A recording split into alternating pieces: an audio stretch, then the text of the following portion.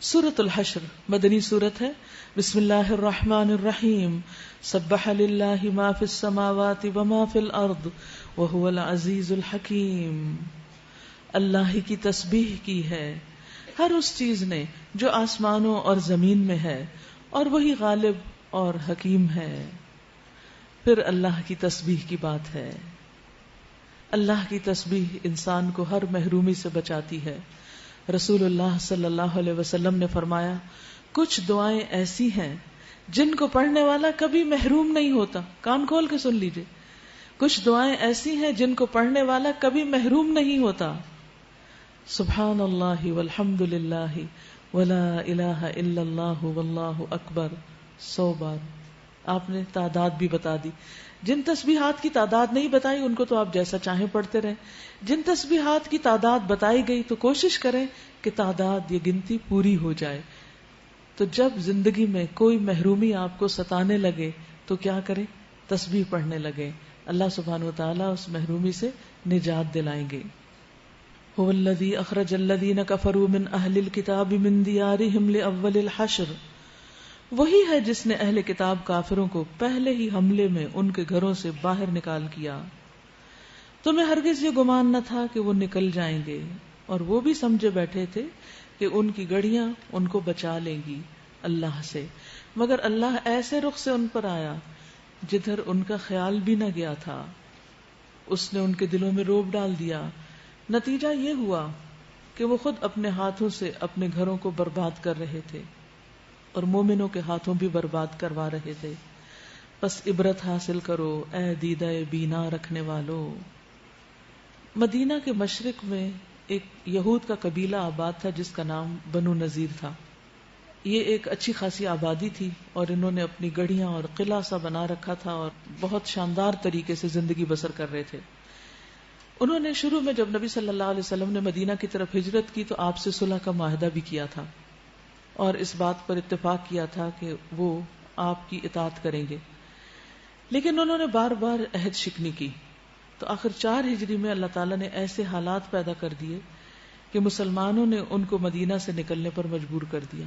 حالانکہ وہ مضبوط قلعوں میں تھے، لیکن اللہ نے ان کے دلوں میں ایسا رعب ڈال دیا کہ وہ خود اپنے آپ وہاں سے نکل گئے اور جاتے ہوئے اپنے گھر توڑ کے چھتوں کی کڑیاں وغیرہ بھی لاد کے لے جا رہے تھے.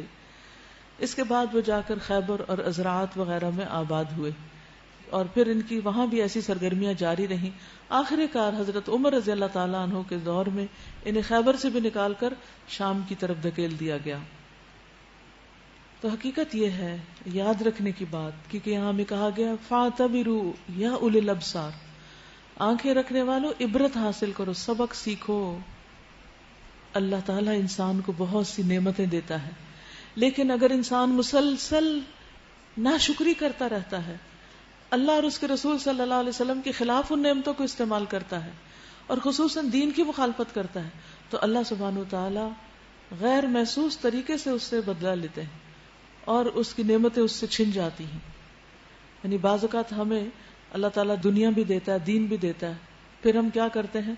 دنیا کی محبت میں گرفتار ہو جاتے ہیں اور دین کو چھوڑ دیتے ہیں اور بھول بھلا دیتے ہیں، اور بالآخر کیا ہوتا ہے؟ دین تو ہم نے خود چھوڑا ہوتا ہے، دنیا اللہ تعالیٰ لے لیتے ہیں.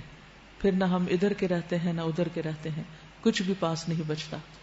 تو اہل کتاب کتاب والے تھے، ان کے پاس دونوں چیزیں تھیں، دین بھی تھا دنیا بھی تھی. دین جو ان کا اپنے طریقے پر سمجھا ہوا دین تھا، بہرحال ان کے پاس تورات تھی، انجیل تھی، اور یہ آسمانی کتابیں تھیں جو اللہ سبحانہ تعالیٰ نے ان کے علم کے لیے، ہدایت کے لیے رحمت کے طور پر بھیجی تھی، لیکن اس سے انہوں نے فائدہ نہیں اٹھایا.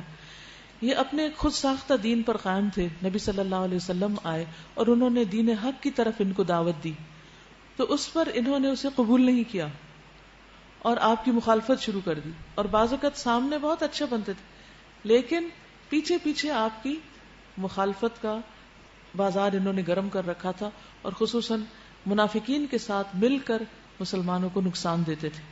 تو اللہ سبحانہ تعالیٰ نے ان کے آباد علاقے بھی ان سے چھین لیے اور ایسے حالات پیدا کیے کہ وہاں سے سب کچھ برباد کر کے نکلے. یاد رکھیے ہماری عزت دین کے ساتھ ہے، ہمارے لیے نعمت اور راحت دین میں ہے. اب یہ نہیں کہ رمضان آیا تو روزے بھی رکھے، نمازیں بھی پڑھی قرآن بھی پڑھا اور دین کو سمجھا، اور جب رمضان رخصت تو ہر چیز رخصت نہیں. روزے تو انشاءاللہ رکھنے ہیں، نفلی روزوں کی نیت کر لیں ابھی سے.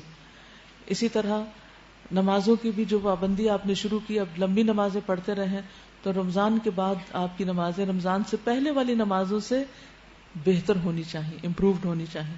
نوافل کا بھی اہتمام کرنا چاہیے، اور صبح چاشت کے نوافل تو آپ کو معلوم ہے وہ اوابین کی صفت ہے، اس کو تو چھوڑنا ہی نہیں، آپ کو اس سے خاص محبت کرنی چاہیے. پھر اس کے علاوہ تیسری چیز قرآن سے مضبوط تعلق. شہر رمضان الذی انزل فیہ القرآن، رمضان وہ مہینہ ہے جس میں قرآن نازل کیا گیا. تو یہ نہیں کہ رمضان ختم ہو اور قرآن بھی طے کر کے واپس سارا کچھ شیلفوں میں سجا دیں کہ اگلے سال رمضان میں کھولیں گے. نہیں، چاہے روزانہ کسی مجلس میں شریک ہو، چاہے ہفتے میں ایک دفعہ ہو، چاہے ہفتے میں 2 بار ہو، لیکن کوئی نہ کوئی تعلق، کڑی جڑی رہنی چاہیے. اگر یہ کڑی ٹوٹ گئی تو سارے موتی جو آپ نے سمیٹے ہیں نا ایک ایک پارے سے، مختلف آیات سے، وہ پھر سے بکھر کر سب چلے جائیں گے اور آپ خالی ہاتھ رہ جائیں گے. اور یہ ہوتا کیوں ہے؟ انسان کی دنیا میں مگن ہونے کی وجہ سے، دنیا کی محبت کی وجہ سے. یہ دنیا بہت چھوٹی ہے، بہت تھوڑے دن کے لیے ہمارے پاس. یہ مال اور اولاد سب کچھ ہمیں چھوڑ جانے والے. عقل مند وہی ہے جو اپنی آخرت کی فکر کرے اور قرآن و سنت کے ساتھ مضبوط رشتہ جوڑے رکھے. نبی صلی اللہ علیہ وسلم نے بھی یہی فرمایا تھا کہ میں تم میں 2 چیزیں چھوڑ کر جا رہا ہوں، جو ان کو مضبوط تھامے رکھے گا وہ کبھی بھی گمراہ نہیں ہوگا، کبھی بھی راستے سے نہیں ہٹے گا. تو ان کو چھوڑ دیا تو پھر بھٹکے، ان کو نہیں چھوڑنا. اب طریقہ کار آپ خود سوچ لیجئے، اور اس کے لیے آپ کو پہلے بھی بتایا گیا تھا مختلف کورسز کا جو یہاں نئے شروع ہو رہے ہیں، اور اگر آپ کے کسی خاص علاقے میں کوئی شروع ہو رہا ہو تو وہاں بھی آپ جا سکتے ہیں. لیکن قرآن تو زندگی کے لیے ایسے ہی ضروری ہے جیسے جسم کے لیے خون، ہماری روح کی غذا ہے، یہ روح کہیں ہماری. اس کے بغیر انسان بیکار ہو کر رہ جاتا ہے. تو بہرحال عموماً کیا ہوتا ہے، رمضان کے بعد فوراً شادیوں کا سیزن شروع ہو جاتا ہے. پہلے میں سمجھتی تھی کہ شاید اچھا موسم ہونے کی وجہ سے لوگ اس مہینے میں شادی کرتے ہیں، لیکن اب تو لگاتار اگست کے مہینے میں شادیوں کے دعوت نامے ہیں. حالانکہ اگست ایک کافی گرم مہینہ ہے، لیکن لوگ پورے زور و شور کے ساتھ اس کی تیاری میں. اب ظاہر ہے کہ قرآن تو بند ہو جائے گا اور دنیا بھر کے رسم و رواج اور خرافات شروع ہو جائیں گی، اور ایک ایک شادی پر کئی دن لگیں گے، جس کے نتیجے میں پھر سب کچھ کیا دھرا بھلا دیا جائے گا. تو یہ ایک بہت بڑا خطرہ ہے کہ رمضان کے بعد کی جو ایکٹیویٹیز ہیں ان کو واچ کرنا ہے کہ سارا کچھ ڈائلیوٹ نہ ہو جائے، ختم نہ ہو جائے. پھر فرمایا اگر اللہ نے ان کے حق میں جلاوطنی نہ لکھ دی ہوتی تو دنیا میں ہی وہ انہیں عذاب دے ڈالتا، اور آخرت میں تو ان کے لیے دوزخ کا عذاب ہے. یعنی اللہ کی منشا اور حکمت یہ تھی کہ ابھی ان کو جلاوط ایگزائل کیا جائے، اور بعد میں جو بھی ان کے ساتھ معاملہ ہو. یہ سب کچھ اس لیے ہوا کہ انہوں نے اللہ اور اس کے رسول کا مقابلہ کیا ہے، اور جو بھی اللہ کا مقابلہ کرے اللہ اس کو سزا دینے میں بہت سخت ہے. ما قطعتم من لینة او ترکتموها قائمة على اصولها فبإذن اللہ وليخزي الفاسقین. تم لوگوں نے کھجوروں کے جو درخت کاٹے یا جن کو اپنی جڑوں پر رہنے دیا، یہ سب اللہ کے اذن ہی سے تھا. لینا کہتے ہیں کھجور کے تر و تازہ اور شاداب درخت کو، نام بھی رکھا جاتا ہے. لینا میں ایک تو لین یعنی نرمی بھی پائی جاتی ہے، دوسرا یہ کہ مومن کی مثال جو ہے، مومن کی مثال وہ کھجور کے درخت کی ہے. تو لینا کا مطلب ہے تر و تازہ اور خوبصورت نرم و نازک کھجور کا درخت، جو ایک بہت ہی مناسبت والا نام بھی ہے. یہ سب اللہ ہی کے اذن سے تھا. اللہ نے یہ اذن اس لیے دیا تاکہ فاسقوں کو ذلیل و خوار کرے، اور جو مال اللہ نے ان کے قبضے سے نکال کر اپنے رسول کی طرف پلٹا دیے وہ ایسے مال نہیں ہیں جن پر تم نے اپنے گھوڑے اور اونٹ دوڑائے ہوں، بلکہ اللہ اپنے رسولوں کو جس پر چاہتا ہے تسلط فرما دیتا ہے، اور اللہ ہر چیز پر قادر ہے. جو کچھ بھی اللہ ان بستیوں کے لوگوں سے اپنے رسول کی طرف پلٹا دے وہ اللہ اور رسول اور رشتہ داروں اور یتامہ اور مساکین اور مسافروں کے لیے ہے، تاکہ وہ تمہارے مالداروں ہی کے درمیان گردش نہ کرتا رہے. یعنی کہ یہود بہت سا اپنا مال وہ بنو نذیر لے کر بھی گئے تھے، لیکن بہت سا باقی بھی تھا. اب ظاہر ہے کہ وہ مال اللہ کے رسول صلی اللہ علیہ وسلم کے قبضے میں آیا. یہ مال غنیمت نہیں تھی، یہ مال فے تھا. تو اس کا کوئی قانون اس سے پہلے موجود نہیں تھا، تو ان آیات میں اس کا قانون دے دیا گیا کہ جو مال اس طریقے پر ہاتھ آئے گا وہ فوج میں تقسیم نہیں کیا جائے گا، کیونکہ اس میں فوج نے کوئی محنت نہیں کی، یہ تو اللہ کے حکم سے وہ لوگ خود بخود راضی ہو گئے اس بات پر کہ وہ ہر چیز چھوڑ کر چلے جائیں. وما آتاکم الرسول فخذوہ وما نہاکم عنہ فانتہوا، جو کچھ رسول تمہیں دے وہ لے لو، اور جس چیز سے تم کو روک دے اس سے رک جاؤ. واتقوا اللہ، اور اللہ سے ڈرو. ان اللہ شدید العقاب، بے شک اللہ سخت سزا دینے والا ہے. بہت ہی اہم آیت ہے، اس کو انڈر لائن کر لیجئے. وما آتاکم الرسول فخذوہ، رسول جو دیتے ہیں لے لو، لے لو، انکار نہیں کرو، حکم عدولی نہیں کرو. اس سے کیا ثابت ہوتا ہے کہ قرآن مجید کے علاوہ سنت پر عمل کرنا بھی ضروری ہے، کیونکہ وہ رسول دے رہے ہیں اور اللہ تعالیٰ حکم دے رہے ہیں کہ رسول کا دیا ہوا قبول کرو. وما نہاکم عنہ فانتہوا، اور جس چیز سے وہ تم کو روک رہے ہیں اس سے رک جاؤ، اسٹاپ اٹ. واتقوا اللہ، اور اللہ سے ڈرو. ان اللہ شدید العقاب، بے شک اللہ سخت سزا دینے والا ہے. یہ سزا کس بات پر؟ رسول صلی اللہ علیہ وسلم کی نافرمانی پر. کیا ماں باپ کی نافرمانی پر کوئی سزا ہے؟ کوئی نہیں. کوئی ہے؟ میرا سوال ہے، ماں باپ کی نافرمانی پر کوئی سزا ہے نا؟ اللہ تعالیٰ کی ناراضگی ہے اور گناہ ہے اور اس پر سزا ہوگی. حدیث میں آتا ہے ان اللہ حرم علیکم عقوق الامہات، تم پر اللہ نے ماؤں کی نافرمانی کو حرام قرار دیا. ٹھیک ہے، اب آگے رسول صلی اللہ علیہ وسلم، ان کا درجہ ماں باپ سے بڑا ہے یا برابر ہے یا چھوٹا ہے؟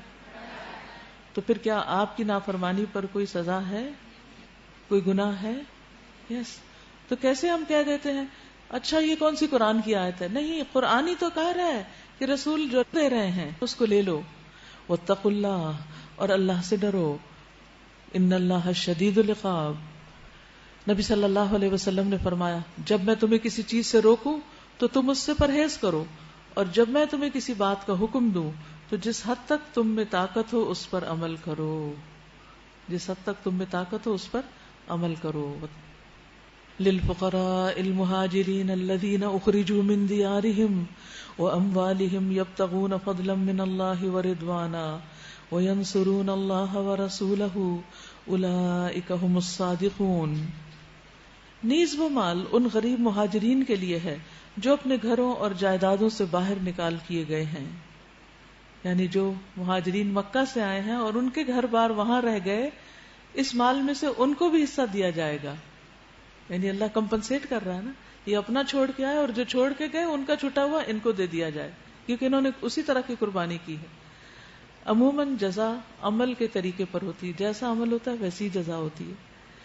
یہ لوگ اللہ کا فضل اور اس کی خوشنودی چاہتے ہیں. کتنی پیاری بات ہے یہ. مہاجرین کیوں چھوڑا انہوں نے سب کچھ؟ دنیاوی فائدے کے لیے نہیں. یبتغون فضلا من اللہ ورضوانا وینصرون اللہ ورسولہ اولئک ھم الصادقون. منافقون کو اللہ جھوٹا کہتا ہے اور مہاجرین کو اللہ تعالی صادقون کہتا ہے. یہ لوگ اللہ کا فضل اور اس کی خوشنودی چاہتے ہیں اور اللہ اور اس کے رسول کی حمایت پر کمر بستہ رہتے ہیں. یہی راست باز لوگ ہیں. اور وہ ان لوگوں کے لیے بھی ہے جو ان مہاجرین کی آمد سے پہلے ہی ایمان لا کر دارالہجرت میں مقیم تھے. یہ ان لوگوں سے محبت کرتے ہیں جو ہجرت کر کے ان کے پاس آئے ہیں، اور جو کچھ بھی ان کو دے دیا جائے اس کی حاجت یہ اپنے دلوں میں محسوس تک نہیں کرتے. یعنی اگر ان کو نہ بھی دیا جائے تو یہ مائنڈ نہیں کرتے. وَيُؤْثِرُونَ عَلَىٰ أَنفُسِهِمْ وَلَوْ كَانَ بِهِمْ خَصَاصَةٌ، اور یہ دوسروں کو اپنی ذات پر ترجیح دیتے ہیں خواہ اپنی جگہ خود محتاج کیوں نہ ہو. یہ ہے دین. کوئی قربانی کرتا ہے اپنا گھر بار چھوڑ کر، اور کوئی قربانی کرتا ہے اپنا گھر بار دے کر اور اپنی ذات پر دوسرے کو ترجیح دے کر. اس کے بغیر اسلام نہیں پھیل سکتا، اس کے بغیر دین ترقی نہیں کرتا.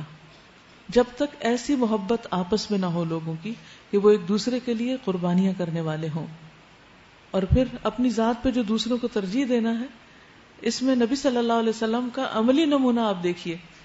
خود آپ کی اپنی ذات سے دیکھیے مثال. سہل بن سعد کہتے ہیں کہ ایک عورت حاشیے والی چادر لے کر آئی، میں تیار کر کے آپ کے لیے.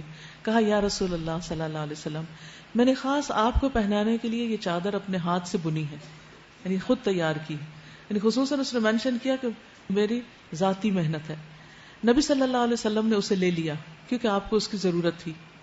پھر آپ باہر تشریف لائے تو آپ اسی چادر کو بطور ازار پہنے ہوئے تھے، یعنی آپ نے پہن بھی لی. لوگوں میں سے ایک شخص بولا یا رسول اللہ یہ مجھے پہنا دیجیے، یہ چادر مجھے چاہیے. آپ صلی اللہ علیہ وسلم نے فرمایا اچھا لے لینا. اس کے بعد نبی صلی اللہ علیہ وسلم مجلس میں تھوڑی دیر تک بیٹھے رہے، پھر واپس تشریف لے گئے، پھر ازار کو طے کر کے اس شخص کے پاس بھجوا دیا، حالانکہ آپ خود ضرورت مند تھے. آپ بھی کبھی اس سنت پر عمل کریں. ان کو لوگوں نے پھر کہا کہ تم نے یہ اچھا نہیں کیا، نبی صلی اللہ علیہ وسلم کو خود بھی ضرورت تھی. تمہیں پتا ہے کہ آپ کسی کے سوال کو رد نہیں کرتے، آپ کسی سائل کو خالی ہاتھ نہیں لوٹاتے. تو اس پر ان صحابی نے کہا اللہ کی قسم میں نے تو اس لیے مانگی تھی کہ یہ چادر میرا کفن بنے. اس لیے ہر کوئی اپنی جگہ جسٹیفائڈ. مجھے اصل میں ایک واقعہ یاد آ رہا ہے، سوچ رہی ہوں کہ شیئر کروں کہ نہ کروں. ایکچولی میرے ساتھ بھی ایسے ہی، میں ایک دفعہ سفر میں تھی تو میرے پاس صرف ایک دوپٹہ رہ گیا تھا اور وہی ہلکا تھا کیونکہ ہلکا دوپٹہ پہن کر پڑھانا اور سکھانا آسان ہوتا. تو اتنے میں ایک اسٹوڈنٹ بہت دن کے بعد اچانک ملی، بہت خوشی محبت سے ملی، کہنے لگی اپنا دوپٹہ مجھے دے دیں. مجھے یہی حدیث یاد آ گئی اور الحمدللہ وہ میں نے اس کو دے دیا. اس کے بعد اگرچہ مجھے کافی تنگی اور پریشانی ہوئی کیونکہ میں سفر میں تھی، خرید نہیں سکتی تھی، لیکن ہمیشہ یہی بات ہے کہ وَيُؤْثِرُونَ عَلَىٰ أَنفُسِهِمْ وَلَوْ كَانَ بِهِمْ خَصَاصَةٌ. لیکن بعضوں کا دوسرے کو تو حالات نہیں پتا ہوتے، کسی کو نہیں معلوم ہوتا کہ کوئی شخص جو بظاہر آپ کو بہت ٹھیک ٹھاک نظر آ رہا ہے اس کے اپنے حالات کیسے ہیں. تو اس لیے جہاں ایک طرف ہمیں ایسی فرمائشیں نہیں کرنی چاہیے، وہاں دوسری طرف اگر کوئی دل کے ہاتھوں مجبور ہو کے کر چکے تو اس کی فرمائش کو جتنا ممکن ہو رد نہ کیا جائے. وَمَن يُوقَ شُحَّ نَفْسِهِ فَأُولَٰئِكَ هُمُ الْمُفْلِحُونَ. جو دل کی تنگی سے بچا لیا گیا وہی دراصل کامیاب ہو گیا. رسول اللہ صلی اللہ علیہ وسلم نے فرمایا ایک مسلمان کے دل میں ایمان اور بخل اکٹھے نہیں ہو سکتے، ایمان اور بخل اکٹھے نہیں ہو سکتے. رسول اللہ صلی اللہ علیہ وسلم نے ایک مرتبہ خطبہ دیتے ہوئے فرمایا اپنے آپ کو حرص اور بخل سے بچاؤ، تم سے پہلے کے لوگ اسی وجہ سے ہلاک ہوئے. حرص نہیں ان کو بخل کا حکم دیا تو وہ بخل کرنے لگے، قطع رحمی کا حکم دیا تو انہوں نے رشتہ داری توڑ ڈالی، بدکاری کا حکم دیا تو بدکاری کرنے لگے. کیونکہ ایک حرص سے بہت سی خرابیاں جنم لیتی ہیں، کیونکہ انسان کا دل جب بھنج جاتا ہے نا، تنگ ہو جاتا ہے، تو وہ دوسرے انسان کو انسان نہیں سمجھتا، اس کو معاف نہیں کر سکتا اور اس کی چھوٹی سی غلطی کو پہاڑ بنا کے دکھاتا ہے اور اپنے سر پہ ہی پہاڑ اٹھا لیتا ہے. کیونکہ وہ صرف جب دکھتا ہے نا دوسرے کو دکھانے کے لیے تو اپنے لیے بھی مصیبت ہوتا ہے. تو اس لیے انسان کو یہ خاص دعا مانگنی چاہیے، اور آج کی آپ کی خاص دعاؤں میں سے یہ دعا ہوگی کہ اللہ میرے دل کو تنگی سے بچا لے اور ویسا ہی کر دے جیسا کرنا تجھے پسند ہے. اب اس پورے سپارے میں آپ دیکھیں جگہ کی تنگی کے بارے میں کہ جگہ کھلی کرو اور پھر دل کی تنگی چھوڑ دو، یعنی وسعتوں کے اختیار کرنے کی بات سکھائی جا رہی ہے.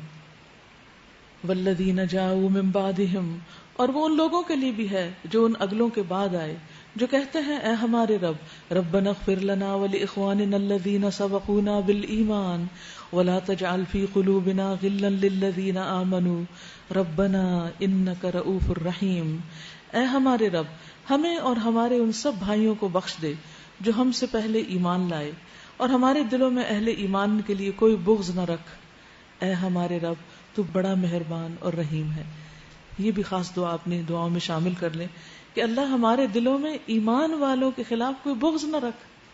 اب جب ہم ایمان والے کہتے ہیں نا تو پھر سمجھتے ہیں وہ جو گھر سے باہر لوگ رہتے ہیں نا کہیں، وہ جو صحابہ تھے یا تابعین تھے یا جو نیک نیک لوگ تھے امت کے، اللہ ہمیں ان سے محبت دے دے. وہ تو خود ہی اچھے تھے، ان کی محبت تو دلوں میں آئی جائے گی.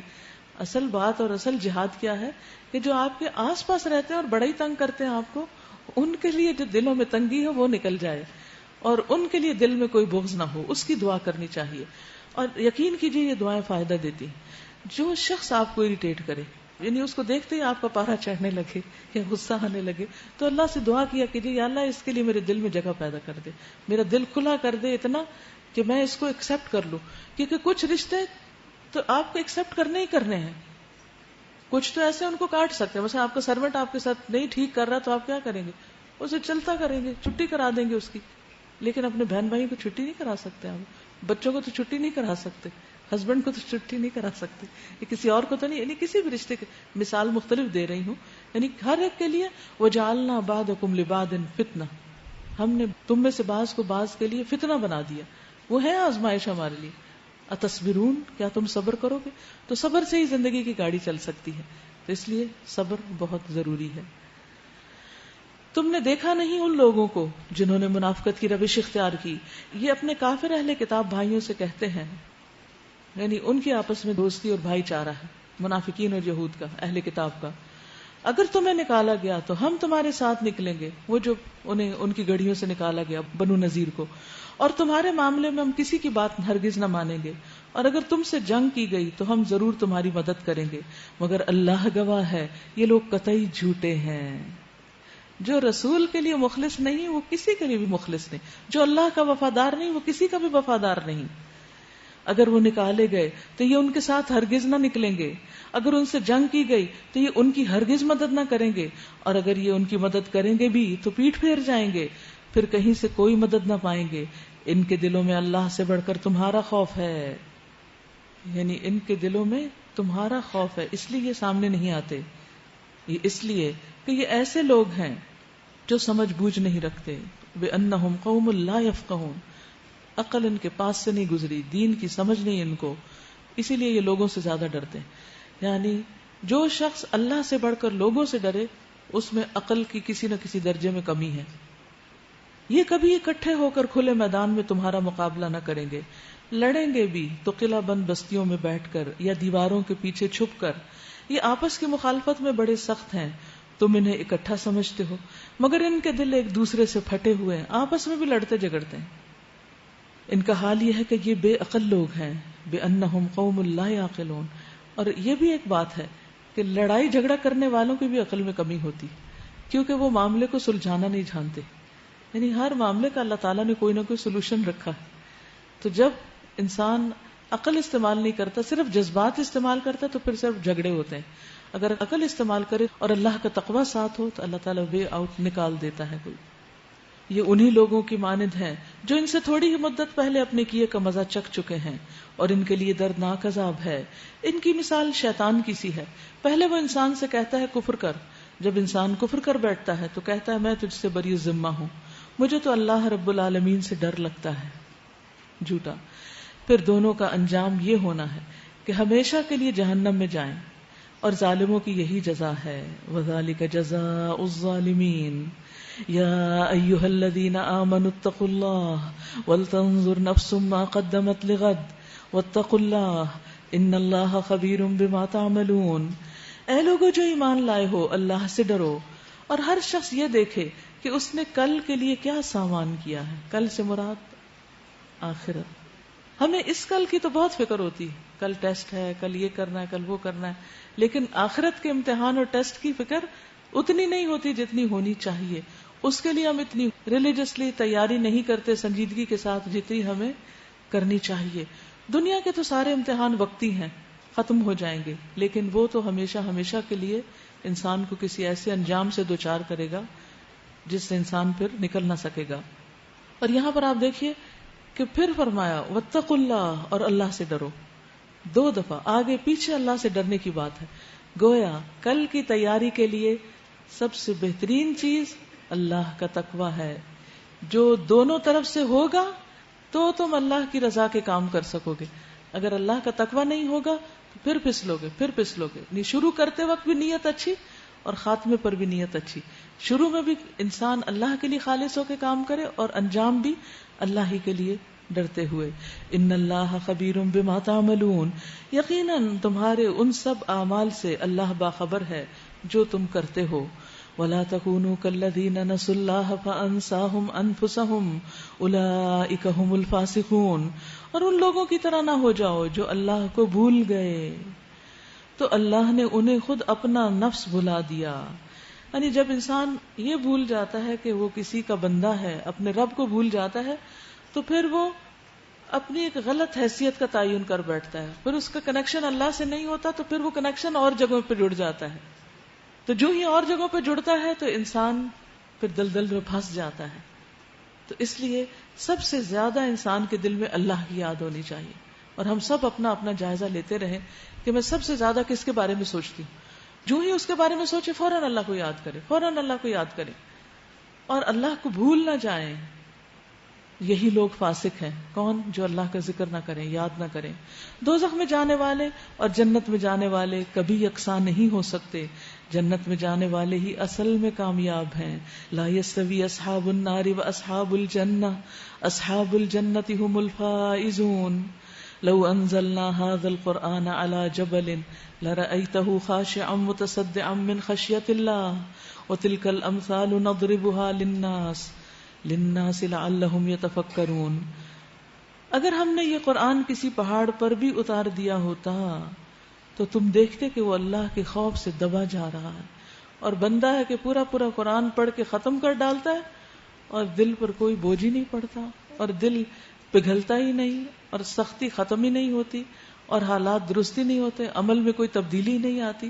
تو یہ کیسے قرآن سے محبت اور قرآن سے تعلق ہے؟ جو حقیقی معنوں میں قرآن کا معنی سمجھ جائے، قرآن کا مقام پالے، پھر اس کے لیے تو ایک یا ایھا الذین کہنا ہی اس کو دبا دینے کے لیے کافی ہے کہ وہ ٹوٹ کر گر جائے کہ اللہ نے مجھے پکار دیا، اور فوراً وہ دوڑ پڑے کہ اچھا میں یہ کام کر لوں کیونکہ کائنات کے بادشاہ نے مجھے حکم دیا ہے. فرمایا کہ پہاڑ پر بھی پڑے تو وہ بھی ریزہ ریزہ ہو جائے اللہ کے ڈر سے، اور بندے تیرے دل میں اللہ کا کوئی ڈر نہیں. یہ مثالیں ہم لوگوں کے سامنے اس لیے بیان کرتے ہیں کہ وہ اپنی حالت پر غور کریں. ہم سب کو اپنے حالات پر غور کرنا چاہیے کہ ہم نے دل کہاں لگایا ہوا ہے اور کس چیز کے لیے بھاگ دوڑ کر رہے ہیں اور کس چیز کی خواہش ہمارے دل میں سب سے زیادہ ہے. کیا وہ واقعی ہمارے لیے فائدہ مند ہے؟ رسول اللہ صلی اللہ علیہ وسلم نے فرمایا، مومن اور موت کی مثال اس شخص کی طرح ہے جس کے 3 دوست ہوں، 3 فرینڈز. ان میں سے پہلا دوست کہے اپنی چاہت کے مطابق لے لو، دوسرا کہے میں تیرے ساتھ ہوں لیکن جب تو مر جائے گا تو میں تجھ سے جدا ہو جاؤں گا، تیسرا کہے میں تیرے ساتھ ہوں، تیرے ساتھ ہی جاؤں گا، تیرے ساتھ ہی نکلوں گا. پہلا دوست اس کا مال ہے، دوسرا اس کی آل اولاد ہے، اور تیسرا اس کا عمل ہے. اب ہم سب سے زیادہ کس سے محبت کرتے ہیں؟ آل اولاد سے، مال سے. اور عمل، اس کے لیے ہمارے پاس مال اور اولاد کی مشغولیت کی وجہ سے وقت نہیں رہتا. اللہ ہم سب کو توفیق دے کہ جیسی نمازیں ہم رات کی اس وقت پڑھ رہے ہیں اللہ ہمیں بعد میں بھی تہجد کے قابل بنا دے، اور جو بھی نیک عمل ہم اس مہینے میں کر رہے ہیں اللہ تعالیٰ ہمیں ان کو کنٹینیو کرنے کی توفیق عطا کر دے، کیونکہ یہ ہمارے ساتھ جائیں گے. یاد رکھیے یہ ساتھ ہوں گے قبر میں، اور یہ ساتھ نکلیں گے حشر میں. اور مال اور اولاد کہاں چلی جائے گی؟ اولاد تو منہ پھیر کے چلی جائے گی، اور مال تو پیچھے رہ گیا دنیا میں. اولاد آگے ہوگی لیکن اب اس کو اپنی پڑی ہوگی، وہ ماں باپ کے کسی کام نہیں آئے گی. پھر اللہ سبحانہ وتعالیٰ کی صفات کا ذکر ہے. هو اللہ الذی لا الہ الا هو عالم الغیب والشہادہ هو الرحمن الرحیم. ان آیات میں 18 ناموں کا ذکر کیا گیا، صفاتی نام ہے اللہ کے. وہ اللہ ہی ہے جس کے سوا کوئی معبود نہیں، غائب اور ظاہر ہر چیز کا جاننے والا، ہر چیز کو جاننے والا، بہت مہربان، نہایت رحیم.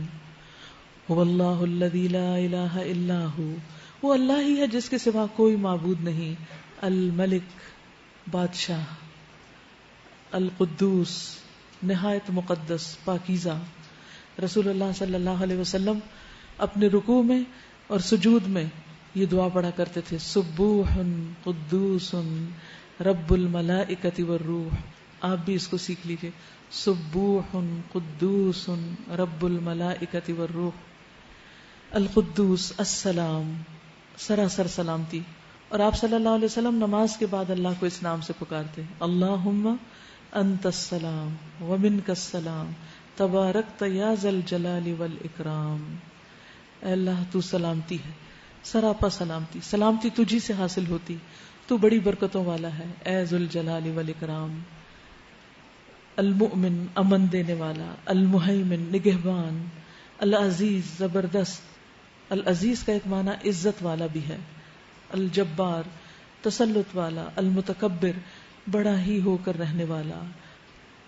اور حدیث میں آتا ہے عزت اللہ کا ازار ہے اور کبریائی اللہ کی چادر ہے، تو جو کوئی مجھ سے یہ صفتیں چھینے گا میں اسے عذاب دوں گا. حدیث قدسی کے الفاظ ہیں.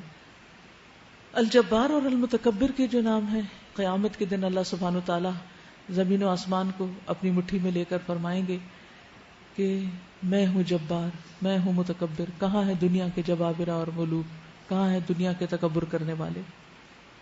نبی صلی اللہ علیہ وسلم جب یہ حدیث بیان کر رہے تھے تو آپ کانپنے لگے اور ممبر کانپنے لگا، اور قریب تھا کہ آپ ممبر سمیت نیچے آ جاتے. یعنی اس طرح آپ کے دل پر لرزہ طاری ہوا. سبحان اللہ اما یشرکون، پاک ہے اللہ اس شرک سے جو لوگ کر رہے ہیں. واللہ الخالق الباری المصور، وہ اللہ ہی خالق ہے، باری جو پیدا کرنے والا ہے، وجود میں لانے والا ہے، المصور جو صورت گری کرنے والا ہے. لہ الاسماء الحسنی، اسی کے ہیں سب اچھے اچھے نام. اور المصور جو اللہ تعالیٰ کی صفت ہے تو یہ اللہ تعالیٰ ہی کے لیے ہے. اللہ تعالیٰ کی اس صفت کی کاپی نہیں کرنی چاہیے، یعنی انسانوں اور جانداروں کی تصویریں نہیں بنانی چاہیے. حضرت عائشہ کہتی ہیں کہ ایک مرتبہ میں نے اپنے گھر میں پردہ لٹکا لیا جس پہ تصویریں بنی ہوئی تھی. نبی صلی اللہ علیہ وسلم تشریف لائے تو آپ کے چہرے کا رنگ بدل گیا. آپ نے اپنے ہاتھ سے اس پردے کو پکڑا اور ٹکڑے ٹکڑے کر دیا. پھر فرمایا اللہ کے نزدیک قیامت کے دن سب سے زیادہ سخت عذاب ان لوگوں کو ہوگا جو تخلیق کرنے میں اللہ تعالیٰ کی مشابہت اختیار کرتے ہیں.